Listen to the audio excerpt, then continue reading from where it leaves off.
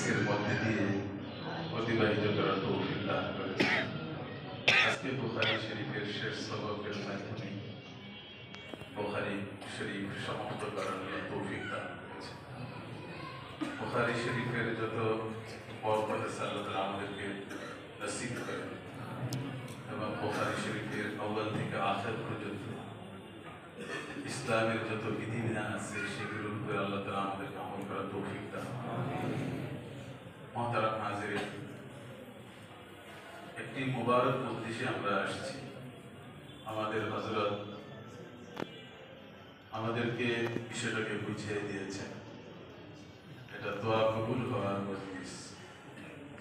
এখানে যে দোয়া করা হয় আল্লাহ তাআলার মেহেরবানি, এজন্য আমরা আমাদের ব্যক্তিগত পারিবারিক যত ধরনের দোয়া আছে সবগুলো আল্লাহ তাআলার কাছে পেশ করব এবং এই দুরূদ এবং হাদিসের বরকতে আল্লাহ তাআলা আমাদের দোয়াগুলোকে কবুল করবেন। মুহতারাম হাজিরিন, দীর্ঘ 1 বছর ছাত্ররা এখানে লেখাপড়া করেছে, আমাদের উস্তাদরা তাদেরকে পড়িয়েছে। আল্লাহ তাআলা তাদেরকে যে পরিমাণে ইলমের প্রয়োজন আল্লাহ তাআলা গায়বী ভাবে তার নিজ ইলম থেকে আমাদের এই ছাত্রদেরকে ইলমে লাদুনি নসিব করেন। আল্লাহ তাআলা ইলম বা আমল আল্লাহ তাআলা বানায় দেন, আলেম বা আমিল বানায় দেন। আসলে ইলম যদি আমলের সাথে সম্পৃক্ত না হয় তো ওই ইলম আমাদের জন্য একটা বিপদের কারণ হয়ে যায়।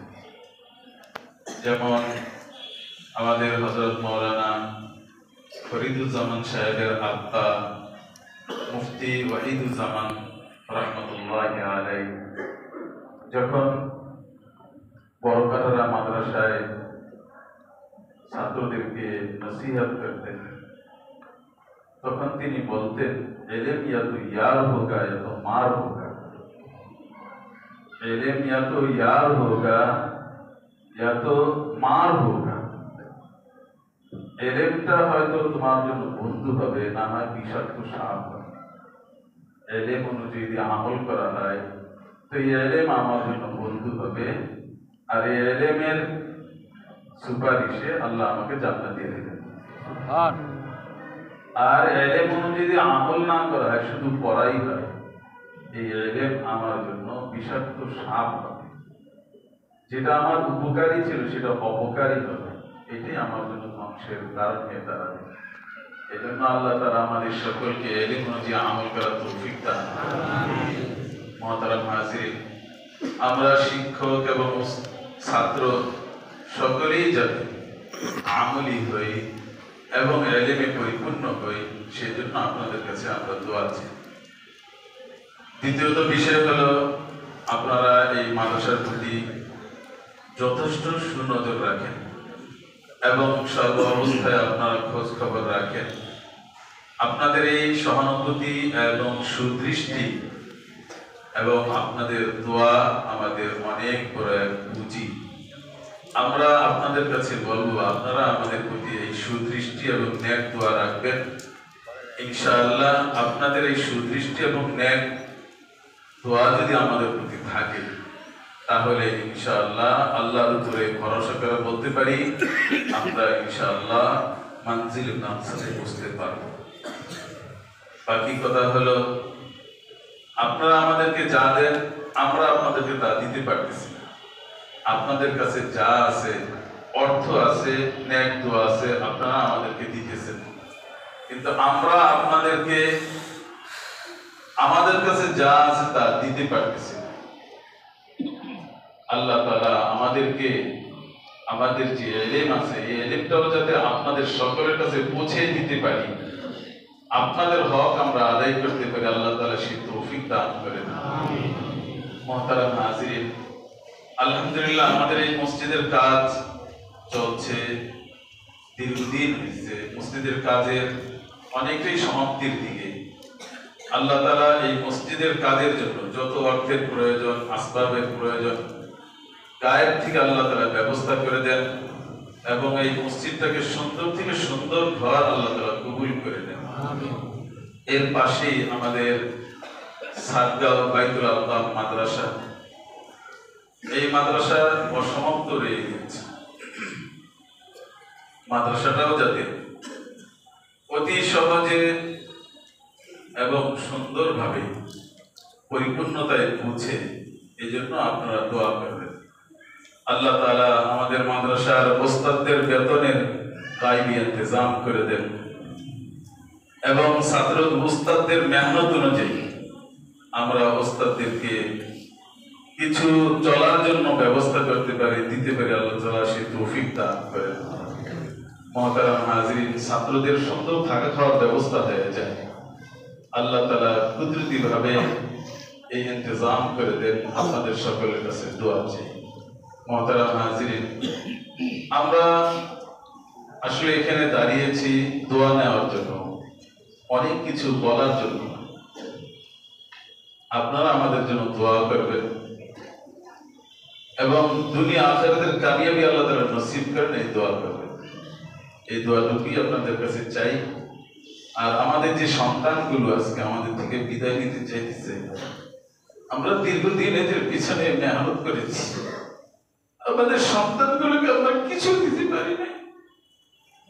অনেক কষ্ট করে, অনেক মেহনত করে লেখাপড়া করেছে এরা। পিতা হিসাবে আমরা এদেরকে মায়া যত্ন ওইভাবে করতে পারি না। আল্লাহ তাআলা আমাদের এই সন্তানদের ভবিষ্যৎকে উজ্জ্বল করে দেন এবং যেখানে যান সেখানে যেতে আল্লাহ তাআলা আমাদের এই সন্তানগুলোকে দ্বীনের জন্য কবুল করেন এবং দ্বীনের উপরে তা হায়াত তা মওত আল্লাহ তাআলা এদেরকে দায়েম ও কায়েম রাখেন, হকের উপরে অবিচল রাখেন এবং এদের যত অপূর্ণতা আছে আল্লাহ তাআলা কুদরতিভাবে সবকিছু পূর্ণ করে দেন। এই দোয়াটাই আপনাদের কাছে চাই। আল্লাহ তাআলা আমাদের এই মাদ্রাসাকে, এই মসজিদকে কবুল ও মঞ্জুর করেন। আমাদের যে হযরত আজকে শেষ সবক দিলেন, হযরতের অনেক ব্যস্ততা এবং অনেক মেহনতের পরেও আমাদেরকে মহব্বত করেন, ভালোবাসেন অন্তর থেকে। আমরা একটু বললেই হযরত চলে আসেন। আমাদেরকে কি পরিমাণ ভালোবাসেন আমরা সেটা আমাদের ব্যক্ত করার ভাষা জানা নাই। আল্লাহ তাআলা হযরতকে আজরে আজিম নসিব করেন, আমিন।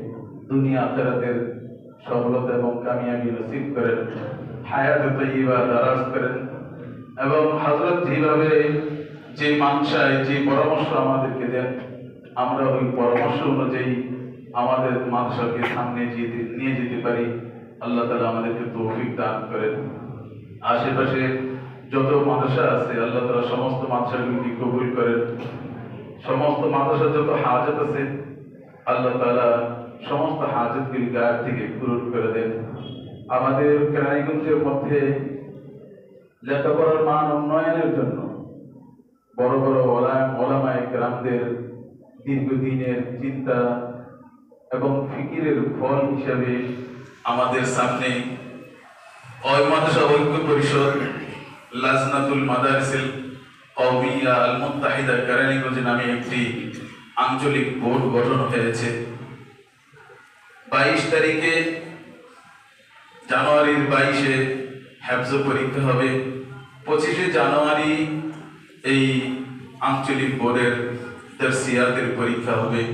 আল্লাহ তাআলা এই আঞ্চলিক বোর্ডটাকে কবুল মঞ্জুর করেন এবং সকলকে ঐক্যবদ্ধভাবে ঐক্য পরিষদে থেকে দ্বীনের খেদমত করার আল্লাহ তাআলা তৌফিক দান করেন। আমাদের হযরত দোয়া করবেন। হযরতের কাছে সবিনয় অনুরোধ জানাচ্ছি আমাদেরকে হৃদয়ের ঋণ আরো কিছু দোয়া আমাদেরকে দেওয়ার